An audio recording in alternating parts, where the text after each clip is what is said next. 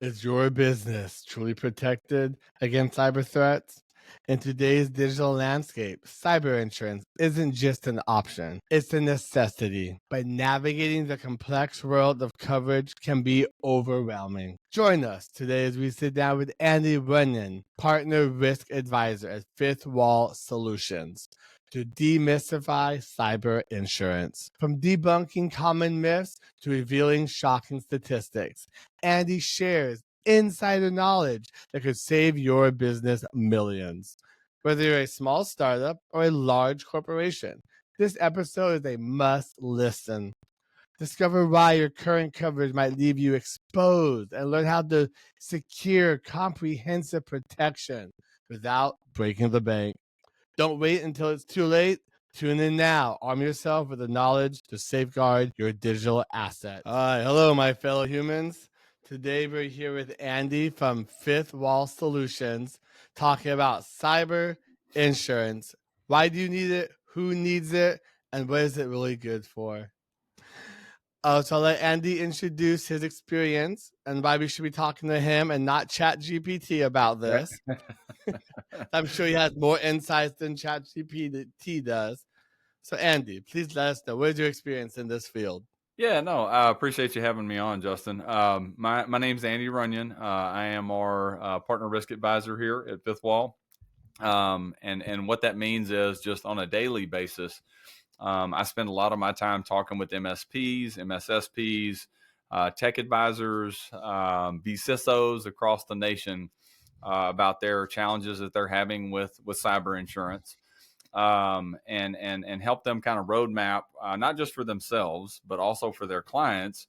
How do you, in 2024, very, very different from 2019, from 5 years ago, how do you best plan for cyber insurance? How do you get the best coverage for the best price? And things like that. Now, my personal background, I started in cyber insurance in 2019, pre-pandemic. I worked for a local brokerage here in the South in Arkansas, and I was actually tasked with medical malpractice and cyber insurance as a start. Right. Well, when COVID hit, the malpractice stuff went whoop, and the cyber stuff went whoop. Right. And I got forced into it, and I loved it. I started working with local MSPs, CISA here in the South, and what changed right around 2021, 2022, cyber insurance carriers started asking much more in-depth and detailed questions about the risks they were taking on, about your business, right? They started asking if you have MFA. They started asking if you did EDR, security awareness training, how often you backed up, how often do you patch? And what we realized was at that time, based on these carrier questions, not only was there a very, very massive difference in the product that was being offered, there was a massive difference in pricing, and a specialist who could decode all of that was very, very valuable, not just to the client, but also to the managed service provider, right? So for the last 3 or 4 years, I've been working through a couple of different places, ended up at Fifth Wall, but working with MSPs across the country to help their clients kind of demystify all this stuff. Awesome. We definitely need that in this realm because there's a lot of misinformation going on. Correct. Now, I know you mentioned that you have to have like MFA and certain things in place. And from my experience working with clients and other companies, a lot of times they get these policies, they check the boxes, and they think, oh, we're covered. And this is go about their day, nothing else to do. Right. Little do they know that they actually have to have those things in place in order to be covered. Now, are you seeing that more, a trend of that now for that Yes. coverage? And here's where we're at to get the good insurance. I said a minute ago that there was a vast array of what's available out there. To get the comprehensive insurance that has things like dependent network interruption that would cover a CDK Global event or a CrowdStrike event, that covers cybercrime, that covers ransom payment, business interruption loss. The good coverage, yes, people are starting to require that you have that. Now, you mentioned the application process, okay? Yes. So let's say I'm a business owner and I'm working with my local agent and I say, hey, I need cyber liability. And the agent says, here, just fill this app out and send it back to me, right? And I don't involve my MSP. I don't ask in depth what I have on my network, right? And I just go, yes. Yeah, we got all this stuff. I know if I say yes on this, I'll get a lower premium, but we'll get coverage, right? What business owners have to realize is that they're walking themselves into a position where if they have a loss event, that they could be denied coverage. If you say that you have MFA and you have a ransomware event, forensics is going to show up, right? Like this is where we're at, right? You bought insurance, they're going to send forensics, they're going to check everything, and if there's not a stitch of MFA on the environment, there's a very real chance that your claim will be denied. So you need to be as truthful as you can on those apps, and that's why we suggest working with a specialist and working with an MSP that will tell you very honestly what you have and what you don't have. I know I see that a lot of the times. A lot of companies have just an IT department, and the IT guy's got this. He's covering this, but the IT guy is not a cybersecurity guy. He only knows so much and can do so much. And you can't really be what's I'm looking for, monitoring the systems from inside. We need an outside source to see what actually is going on. You gotta have the police policing the police kind of thing. That's right. And what we see regularly is those internal IT departments are often undermanned and underfunded. This is not a knock on those individuals. Sometimes they are very, very smart and very talented individuals, but because of lack of budget and lack of people around them, you can't wear all hats, right? So regularly, we see internal IT that are ringing these bells to the CFO going, hey, I'm not really a cybersecurity guy, but we need an MSP and we need MFA and we need EDR. These are all best practices. And the CFO is going, well, how much does that cost? 30 grand? We don't have that in the budget this year. No. Right. And when you insert insurance into that conversation, not only are those controls best practices for cybersecurity, right? They also check boxes for compliance. And I know you operate a lot in the healthcare space. HIPAA is requiring these things, right? So not only are you averting fines and penalties, right? But most healthcare entities should have cyber insurance in 2024. If you've made it through the last 4 or 5 years of attacks and you're in the healthcare industry and you don't have cyber insurance, what are you doing? Yesterday was the best day to get it, right? Like we should be moving down that road. If you have cyber insurance, and you adopt MFA and you say yes to EDR and you start backing up daily and you do security awareness training, your premium is going to go down. Your deductible is going to go down. You're going to get expanded coverage. So that conversation has changed quite a bit. And it's a really good point about internal IT. But I don't want to lay all of this at their feet just because a lot of them are facing some pretty severe internal challenges with their board. I understand that very well. I've worked with the company who's in that same spot where I've been the only IT guy doing everything for them, but trying to help them realize I'm one person.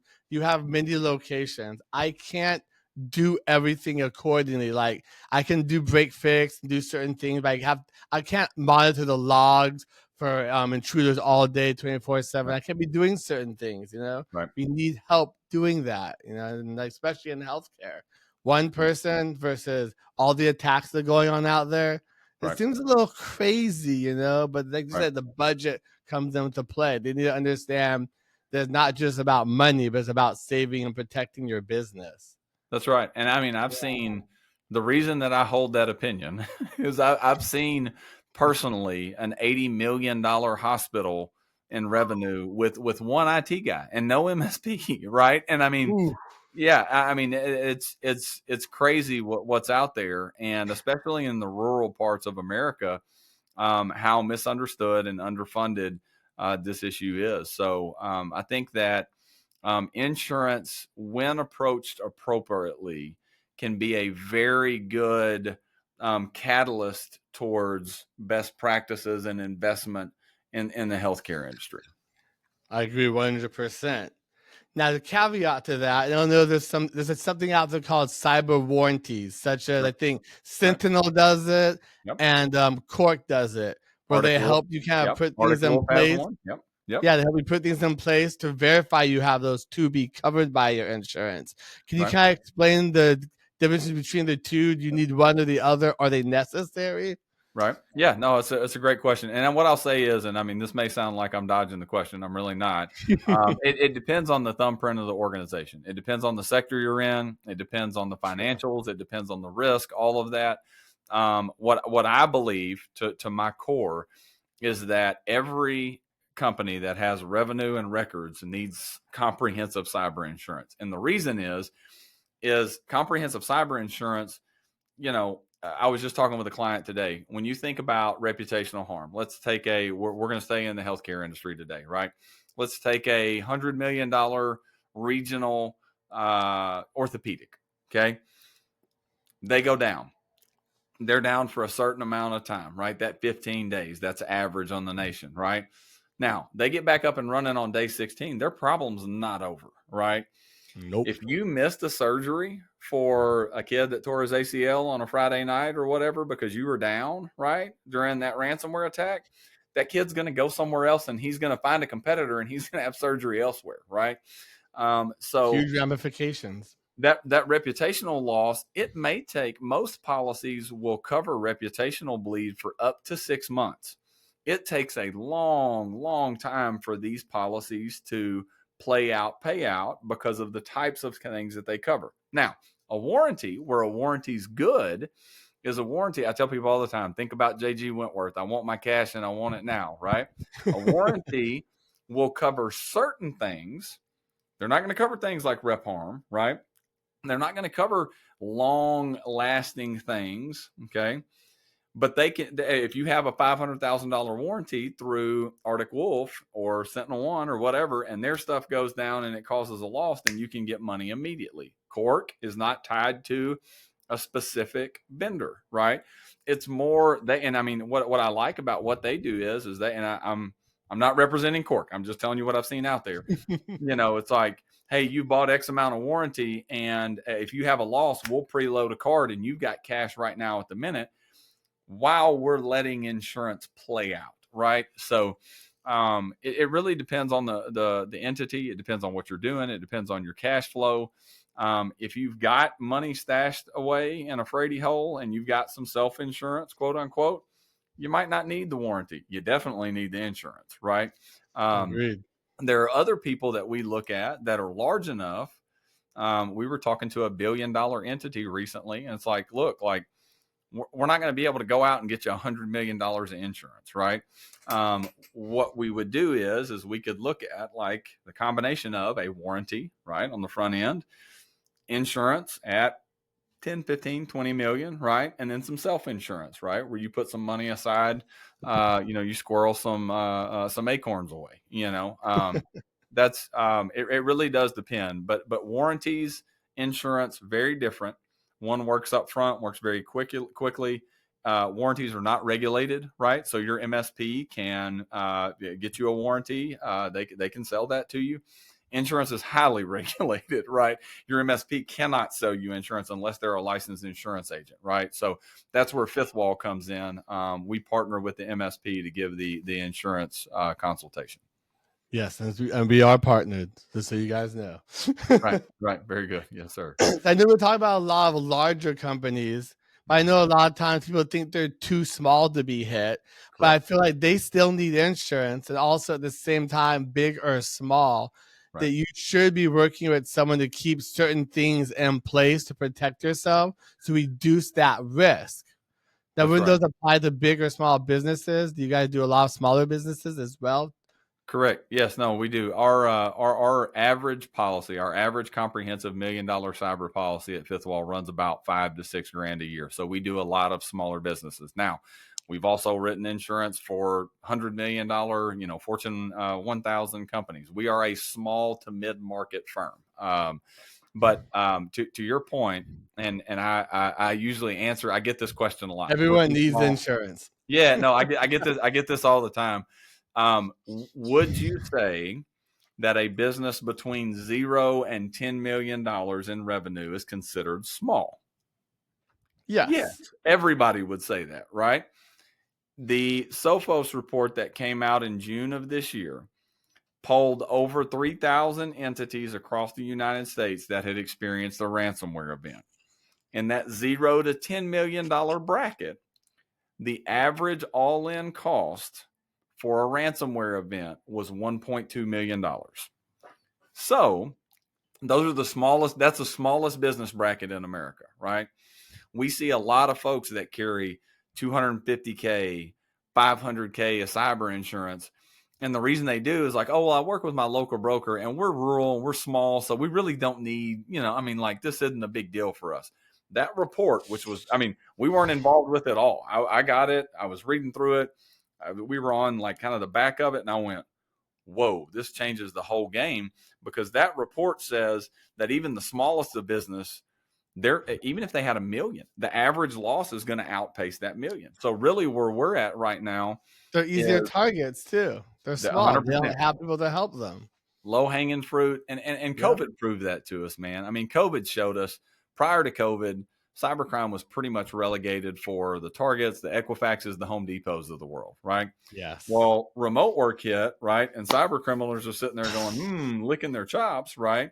And now instead of having to go kill a whale, I can go kill 100 squirrels and get the same amount of food, right? And that's, really, I tell people all the time, I live in a rural town in Arkansas of about 30,000 people. Our single location funeral home was hit. If a single location funeral home in the middle of nowhere, Arkansas, can go down to ransomware, anybody can. Anybody can. 100%. I know. I think a library was just hit. People are like, "It's just a library. Why does that matter?" But the caveat, they can get through the municipalities through that library. It's still a government entity, a That's right. smaller version. So that way they can get in there, and you may never know they're even in there too, until Yep. it's too late. And I get that. I get that all the time on school districts. When Yes. people are like, "Oh, why would you hack a school district? Like, what do they what do they have? They don't have revenue. Well, first of all, like, I had the opportunity to listen to Frank Abagnale, the guy that's Catch Me If You Can, the movie. Yes. He's a professional scam artist, right? And he went into great detail in Milwaukee, Wisconsin last week when I was there about what a bad actor can do with a 10-year-old's name, date of birth, address, and social security number, which the school absolutely has, right? Yes. And, there's just such poor attitudes out there about, oh, well, why would we be a target? Why, and like literally anybody, if you've got revenue records, if you got an internet connection, if you got a server, And like we said, the low hanging fruit, that's right. try to put this out to help educate people to understand that everyone's a target. Right. You matter in the threat industry, I guess you could call it, or the threat as a service world. That's right. And I'll tell you, I'll add to that. If you're out there and you think that geography matters, it does not. I had a good buddy one time that mentioned his location, and he was like, "Oh, I'm just a XYZ business in the middle of nowhere, yada yada." And I asked him. I said, the quote that he said was, you said the average ransom payment was 250K. He was like, they're not going to hit me for 250K in the middle of nowhere, And I said, what was your revenue last year? And he said, it's about 40 million. And I said, no, I don't think it'll be 250K. And he's like, yeah, that's what I thought. And I was like, I think it'll be closer to 2 to 3 million. And Yeah, his they eyes get in got your real big. system. They see your financial data. They know what to ransom you for. That's They know exactly right. everything about your business, almost more than you know about it, and you That's right. should. That's right. And we got, and I say we as like the public. The FBI broke up the Conti ransomware gang ring back in, I think, 2022. I think it was maybe late 2021, and their playbook got published. So if you're out there listening and you don't realize this, these ransomware gangs are businesses. They're not teenagers in hoodies sitting in their mom's business or in their Yeah, mom's basement. ransomware is a service. Like they have businesses, right? And when we got a copy of Conti's playbook, the second thing it tells them, hey, like here's the the plan of how to get in. Now that you're in, the second thing was to run a revenue search. Now, why are they running a revenue search? They're setting a baseline, because if I'm in a $100 million annual business and I'm demanding 2 million in revenue, or 2 million in ransom, I'm never going to get it, right? But if I'm in and I know that I've got a 40 million or a $50 million revenue business or a $100 million They can business, afford it. they can afford that payment, right? So that revenue search was one of the first. It doesn't have anything to do with geography. It has everything to do with what type of information you're holding, how much money you're making, and how long they think that they can hold you in the vice grips. Exactly. I know sometimes they'll come into your system, they'll just sit there, and a lot Yep, of people may never know they're actually been infiltrated. And they'll that's just right. sit there and wait for the right time to act, or maybe they may just be collecting data and siphoning it out the whole time. Just don't know. Right. And what we see, how you're exactly right. What we see regularly on the insurance side in the late 2010s, early 2020s, the hot button was ransomware. Everybody was talking about ransomware. All the Ding claims were ding. ransomware, right? Then what we saw within small businesses is we would see folks get in, hang out, look and see how money's changing hands and where the big transactions are going, right? And then they would intercept a $65,000 payment on a fake invoice, right? You have no idea that the bad actor's there, but they see the communication between you and that vendor, right? They go snag their logo, they create a fake email, change an I to an L, and shoot you that, invoice. And now you've paid Bada bing, bada $65,000 bang. to some hairy-legged Russian, right? And I mean, it's Yes. how it goes. And you're exactly right. They may be on the servers for. I saw a report one time, and this is going back to ransomware, but I did see a report one time that said that the average amount of time that a bad actor was on a server or had access prior to the ransomware, deployment was roughly 6 months. Yep. And when you think about that, that's pretty daunting. Bone Yeah, chilling. right, right, Especially now as we have like AI coming up, but kind right, of caveat into that, how right. that's affecting ransomware attacks, as well as how that's affecting insurance, and what is insurance companies doing to kind of use that for and against them. Right. No, I think that I think it's well proven now that AI can be either the gift or the curse, right? Yes. And where I see AI being the curse is the ransomware attacks and deployments are becoming more sophisticated, right? We see that the loss totals are going up. Downtime is kind of flat. We're not really seeing downtime go down, but we're starting to see higher payouts and things like that. Where I also see AI really affecting things is phishing emails. I've If you actually go played back, with some of those bots and created some a little bit and see what they yeah, can do. It's dangerous and scary. you Anyone know, can do it. I tell people all the time the days of the Nigerian prince email are over, right? Like That's the king now. used to you would get stuff that was obviously fake, choppy language, and you'd read it and you would be like, God bless, how does anybody fall for this? Now I look at some of the phishing attempts. I not fall for this. I got a smishing attempt from my CEO the other day, right, where they sent me an SMS, and I was reading it and I was going, I know what this is, but the average person probably doesn't, And we started, you have to check it out on LinkedIn. It was I kind of I started talking to the bad actor like a medieval serf. I said, "Yes, my liege. No, my horse has thrown a shoe, my lord. It'll take longer than." But like those attempts are becoming more sophisticated. The English, if the language and verbiage around them is getting less choppy, I guess you could say. It's more applicable. So the phishing is increasing now. Where AI is helping, right? Threat detection, right? That's obviously more advanced now than it used to be. And where I really personally would like AI to see AI go, and I don't really see anybody doing this right now. This is a personal soapbox. For the longest time, insurance has not cared at all about your IR plan, right? And Andy's personal opinion, this is just me by myself, is that those IR docs sometimes are 30, 40, 50 pages long, right? Insurance is looking at it and going, we're not going to take the time to read through that, right? Well, guess what?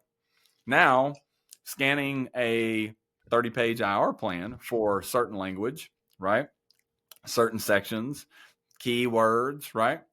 Throw it into AI, we're done in seconds, right? I So I know really, law firms are doing that same thing right now, trying to figure out how to use it to do that exact same thing and scan all their documents without interfering with privacy issues that come into play as well. that's right. But I know for a fact that a entity that has a customized, offline, regularly updated, regularly, annually tabletop hour plan, those entities will suffer a less severe breach by and large when we talk in the aggregate, and insurance works in the aggregate. Everybody, one of the things that I hate about modern social media society is I can say that, and then somebody on Twitter will go, yeah, but my buddy had one and he still got hit. It's like, okay, like those things, those outliers happen. Let's talk about the aggregate, right? If we as a industry, and I mean insurance, But you could will have this incentivize. stuff and you can still get hit, That's but you're right. just making yourself stronger. That's right. If we Yeah. will incentivize as an industry, an insurance industry, if we'll incentivize people that plan ahead and they update it regularly and they test it regularly, those folks are going to lose less money in the aggregate than people that are just out there willy-nilly with no plan. So you're telling me it costs less to get these things in place and do the right thing versus not doing it and getting attacked? That's Yes. balderdash. Amazing, right? Yeah, What? no.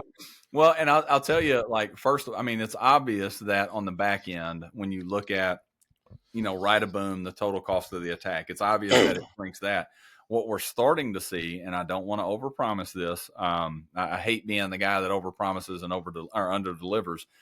But go back to that $80 million hospital that I mentioned earlier, right? Did not have MFA. Needed cyber insurance. New CFO wanted cyber insurance. Said, "Hey, get me a quote. We want $5 million based on our financials. We think we need $5 million." With no MFA, they only got one quote. That quote was severely sublimited in coverage, and it was $141,000. So we made some tweaks. We got them coverage. Over the course of the next year, we got MFA implemented, right? So when the next renewal came up, we went back out to market with MFA as a yes. MFA cost $38,000. They got insurance the second year for $5 million at $53,000. So the investment on MFA was $38,000. The savings on premium was $88,000. The deductible, if a claim happened, the deductible went from $100,000 to $50,000. So that's a financial impact. They're less risky. I mean, all of these things, all roads are starting to lead to Rome, is the quote And that it's I say. interesting. People are so reactive to things. They don't really think ahead instead of staying proactive, which like a managed service provider would actually help them do. But Right, it's actually teaching them the basics to understand that doing it one way is not working anymore. We must do it the other way. right. And And it's tough sometimes. well, and Old school thinking. we live in and we operate in an industry that is always evolving. That's the thing. I tell people all the time, like if if you own a business right now, if you run a corporation, if you're on a board and you're of the general approach to business that we're going to do things in 2024 the same way we did them in You're 1994. gonna fail. Listen, there are ways and there are pockets of the industry, a good Yes. hamburger, a good cheeseburger still tastes like a good cheeseburger did 30 years ago. Now, you can't apply that to cybersecurity, right? No. You cannot apply that. And that's what I'm saying. Like what I tell people all the time is if you I'm old school at heart, right? I'm a baseball guy. You see that behind me, right? I believe that the way that hitting was taught 30 years ago needs to be taught more right now. I don't believe that about cybersecurity, right? So if you're one of those people that has kind of that old school long game, type of personalities, you need to kind of examine that and go, man, look, cybersecurity is ever evolving, right? Cyber insurance is ever evolving. We need to take a proactive, constantly updated approach to this at least every year, if not That every should be quarter. on the tabletop exercise. Go through That's their right. policies, make sure they're updated, doing the risk assessments, That's right. etc. That's right. Yes. 100%. 100%. Now, if people are thinking like, you guys make a good point. How would they get if they wanted to get started, kind of taking a look at their policies? They're not sure what to do, who to talk to. What would you recommend the first steps for them to take and kind of getting things done correctly? The first one is going to sound really simple, but it is key, right?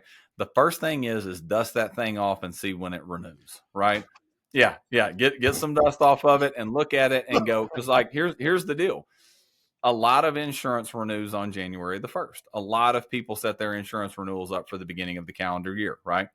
I will tell you, if you are over 10 million in revenue and your insurance renews on January the 1st, and today is October the 23rd, and you haven't started your renewal process, you are behind. You're behind. Ooh, Lord. So that's where we're at, right? Carriers are starting to ask for MFA and EDR and all of these things. Some MDR, right? Some they're wanting privilege access management. Some things that are not well understood by the general populace. So what that means is you need to dust that thing off. See when it renews, about 90 days out from renewal. Sit down and have a consultation. Sit down with your agent. Sit down with your MSP. Hopefully both of them together, right? That's where fifth wall Yes. comes in. And we go, hey, look, you guys are a $100 million regional orthopedic, and you've got $1 million policy that's got a $250,000 sublimit. Number one, you're massively underinsured, and we can help them quantify that loss, right? So you need more insurance to cover an average loss. Number two, here's where the policy is deficient. Here's where it won't pay out. Here's where the exclusions and sublimits are. Now, what controls do we have in place or do we not have in place that are making that be true? If you have a ransomware sublimit, if your policy is $1 million, but you've got $250K for ransomware, that probably tells me that you don't have MFA, right? If you've got a $1 million policy that should have X amount of crime, usually the crime limit is 250,000. That's good for crime. But if that's non-existent, or if it's 50,000 or 10,000, that means you're not doing security awareness training, or you don't have certain policy and procedures in place. So finding those things out 90 days, 120 days out, rather than going, oh, my policy renews on January the 1st. It's December the 10th. About time I fill this app out. That's number one, is knowing when it renews and starting a good amount of time out. Yeah, awesome. Thank you. Yeah, because I've worked with some companies and they're like, we have the bare minimum. We haven't looked at it in a while. But I've been doing research recently and seeing that a lot of these regulations are changing on this. FCC is getting involved. They're kind of tired of all these breaches and trying to force people to kind of do better, be more proactive. Right. You know, and it's a hard kind of educating people on that to understand that. Right. Really And the other thing that we see regularly in the industry that people need to be wary of is, you'll enter into a contract with a bank or a third party, and that bank or that third party will say, hey, we need you to have cyber insurance in the form of $1 million. And they'll run to their local agent and say, hey, can we get $1 million of cyber insurance? Say, yeah, we can just slap it on your business policy. Here's your certificate of insurance, right? There is a massive, massive difference between having a certificate for $1 million and having comprehensive cyber insurance that will pay out in full when the event happens, right? So really getting that policy and that coverage audited, and seeing if the types of coverage that are present actually align with your risk, right? The orthopedic that I keep referencing, right? There was a direct competitor, right? I mean, a direct competitor, like right next door, right? If they go down, they're going to have reputational bleed. That particular entity had their $1 million of coverage, but they didn't have an ounce of reputational harm, right? Finding those things out, getting somebody that's familiar with how the claims pay out and what the language looks like, having that policy audited is a big part of it. And it's unfortunate so many businesses go and they kind of push it under the table and don't really think about it much until it's too late, until something happens. Correct. And that's where I'm trying to help educate them to kind of reach out to us so we can start that conversation with them and make sure they're protected, make sure they're under a good umbrella of protection with them for their insurance. That's right. And what the healthcare entity healthcare industry particularly has to remember, I keep referring back to 2019. Let's go back 5 years, right? Yes. In 2019, this ransomware rash in healthcare had not started, right? That dovetailed with COVID. HIPAA had not been updated in 2019, right? Cyber insurance at the time didn't care if you had a stitch of MFA or not. I mean, you could get a cyber insurance policy with no MFA at all. Yeah, they could just check the boxes and be done with it. Fast forward to 2024, right? Now, lack of MFA in healthcare is a HIPAA fine, right? If you have an event and you're audited. lack of MFA in healthcare is the death knell for insurance. If you're in healthcare and you don't have MFA, you will not get comprehensive insurance. It's not going to happen, right? So there's a much more functional conversation to have with a board or a CFO or a CEO now in 2024 about efficiency of spend.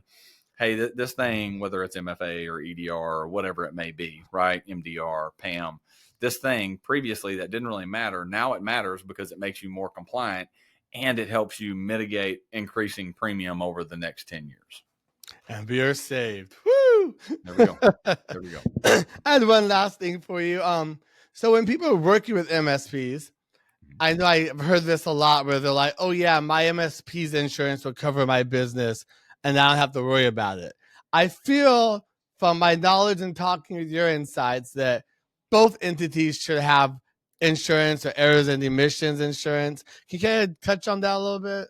100%. Yes. First of all, Yeah. that is a very, very common misconception in society now. I talk to a lot of business owners that are like, we don't have this, but we've got a tech guy, we've got an MSP. Like, doesn't their insurance cover it? Well, the answer is no. What their insurance covers is an MSP's insurance covers them, and it covers them if they're taken to court, right? It will not cover the direct loss of the entity, right? So if you think about functional business relationships, the entity, the end client, right? Let's go back to that $80 million hospital, right? They should have their own insurance that hopefully their loss has been quantified and is comprehensive and it covers their average loss in the event that they go down, that they be fully indemnified for. The MSP should have their own insurance, cyber and E&O, right? And then in between all that, to protect the relationship and both the MSP and the client, there should be contracts. There should be managed service agreements, right? There should 100%. be documentation of what the MSP has suggested and what the client took, all of those things. Because what we don't want, I mean, really the worst case scenario at the end of the day is for a client to have a loss, then be uncovered by their own insurance and not be fully indemnified. Now that client is sitting there talking about a major revenue impact and trying to get that revenue They're back. angry. They're pissed. They That's want right. blood. And they're not getting any money from insurance. So where's my next best option? It's to drag my MSP into court, right? Exactly. The dirty MSP. And you end up with months, potentially a year or more of litigation. You end up with legal fees. You end up with all, and that's scary. At the end of the day, if everybody would just buy their own insurance and make sure it's the right stuff, we could avoid a lot of those scenarios. I 100% agree. Have that conversation. Don't be stuck there. I have heard there are MSPs out there. They're not very security focused. So when you pick one, you do want to make sure you're working with one who's very focused on security, kind of have the track record with it, not just coming in to, well, I can fix your computer. I can sell you this. I can sell you that. Anyone can sell you anything, but exactly what are you being covered and what do you need? What's important from that MSP, especially with the insurance and coverage. That's right, 100%. And really, my thing is, when we're talking about like recommending an MSP or finding an MSP that's a best fit. And Fifth Wall does business this way. We believe that every MSP has its own thumbprint. So how we interact with your MSP versus a partner, in a different geography with a different client base and a different focus, to be totally different. It should be the same for businesses, right?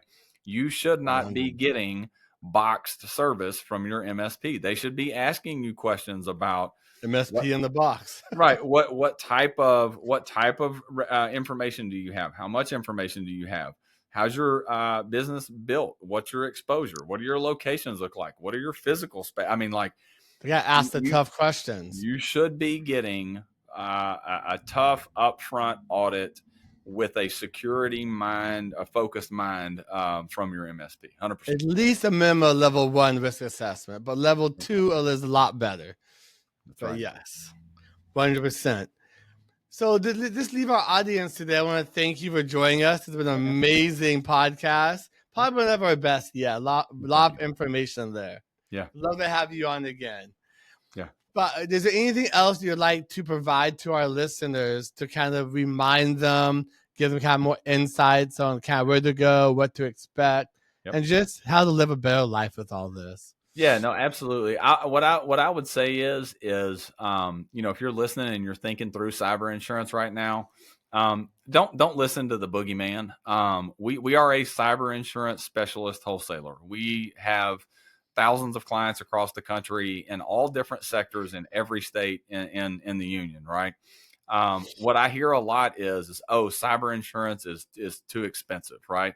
I told you earlier, our average price policy for a small business comes out to about $400 or $500 a month. It is not as crazy expensive. The average policy doesn't cost tens of thousands of dollars or hundreds of thousands of dollars. So there's that. And then the other thing is, there's this boogeyman out there about, oh, well, cyber insurance doesn't want to pay or they don't pay, right? Not knocking on wood. Fifth Wall has not had a claims denial in 24 months. We hadn't had a claims denial in 2 years, right? Cyber insurance pays out. If it didn't pay out regularly, right, these guys would have zero reputation. There's about 50 carriers right now nationwide. There's a ton of competition in the market. If one of them just started denying claims left and right, that would get out in our sector, and we wouldn't write business with those people, right? So if you're hearing stories about claims getting denied, understand where that comes from. Usually it comes from people lying on their application, like blatantly not lying, not misrepresenting, and there being gray areas. Like, yeah, we have MFA when there's not any MFA. That'll get you a denial. And then the other thing is know what you're buying. If you're regularly wiring 50, 60, 70 grand and you buy a policy that has $5,000 of cybercrime, you're going to have a claim that doesn't pay out in full. It's like the policy is going to do what it says that it's going to do, right? And that's the other thing. So I guess my biggest thing to leave is like, if you get with somebody that knows what they're doing and you work with your MSP, these boogeymen that are out there of like, hey, these policies are too expensive and they don't pay out when you need them. We are not seeing that at our level, right? So get with your MSP. Find somebody that knows what they're doing. Find a specialist and, dive into this thing. Like I said earlier, yesterday was the best day to get cyber insurance if you don't. Hell yeah, brother. I always say, do your research. Right. One MSP may not work, but another may work for you. Correct. You got to find the right fit, giving you the right information at the right time that makes sense to you for you and your business. And I'll tell you, you mentioned this earlier, but I will mirror this. There are cybersecurity minded, client focused MSPs, and there are sales organizations that are dressed up as MSPs, right? Ooh, and we see that very much. I mean, there are MSPs nationwide that their only goal is to sell you the next thing and to make more revenue off of you, right? Yeah. So sometimes that's hard to fish out, but be very conscious of that as you make your decision. If they're not customized, if they're not client focused, if they're not service first, there are folks out there, and you'll see them. You'll recognize them. I know from talking to you that you're that way. So, yes, 100%. The purpose is to help people, to help protect themselves and their businesses as a whole. So yes, client first, humans first. Right. Everything else comes with that. That's right. Well, thank you again, Andy, for your time today. It's been freaking amazing having you on here, and I hope we're able to give a lot of education to everyone in our audience today. I hope to have you on again soon. Yes, sir. Well, I appreciate you having me. It was a great conversation. Really enjoyed it. Yes, me too. You have a wonderful day, and have everyone else have a great day as well. Thank you. All right, bye. Thank you for watching till the end. Please don't forget to like and subscribe and leave a comment below so we can continue the conversation.